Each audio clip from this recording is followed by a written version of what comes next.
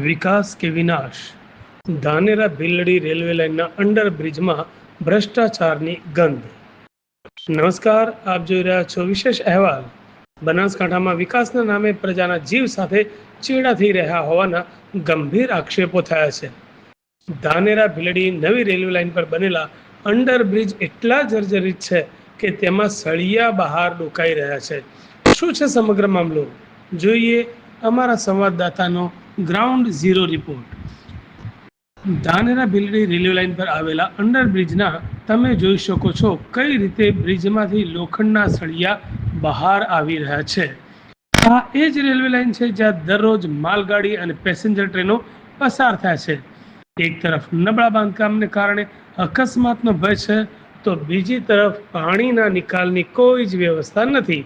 સામાન્ય વરસાદમાં પણ આ અંડર બ્રિજ તળાવમાં ફેરવાઈ જાય છે, જેના કારણે વરણ, જેનાલ, કમોડી સહિતના ગામોને ડીસા સાથેનો સંપર્ક તૂટી જાય છે અને લોકોને 10 કિલોમીટર ફરીને જવાની ફરજ પડે છે।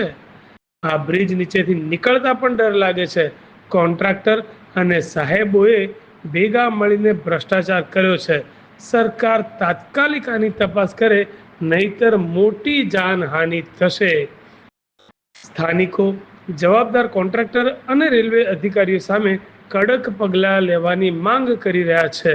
હવે જોવાનું એ રહ્યું કે આ કુંભકર્ણની ઘોર નિંદ્રામાં સૂતેલું તંત્ર ક્યારે જાગશે। આની અંદર કામ એટલું ભ્રષ્ટાચાર કરેલું હોય, હા કામ બેદરકારીથી। ગામ જનાલ, ડીસા તાલુકો। મારું નામ જોશી જીગરભાઈ પરસોત્તમભાઈ, જનાલના રહેવાસી।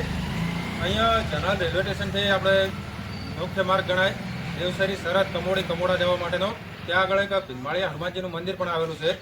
ત્યાં આગળ આ મુખ્ય નાળું છે, બોલો ગણો તો 10 ગામને જોડતો આ રસ્તો છે।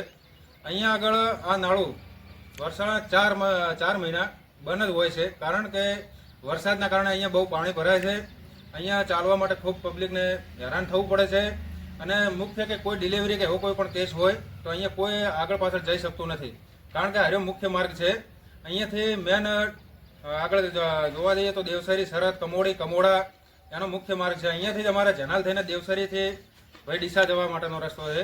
અહીંયા હાર્યો એક વરસાદ આવે એટલે 4 મહિના માટે આ નાળું બંધ હોય છે। આજુબાજુમાં કોઈ લગભગ બોરની કોઈ સુવિધા નથી, સોસ કૂવાની, કારણ કે અહીંયા જ્યારે પણ વરસાદ આવે ત્યારે આ નાળું ભરાઈ જાય છે, એનું પાણી ક્યાંય નીકળતું નથી।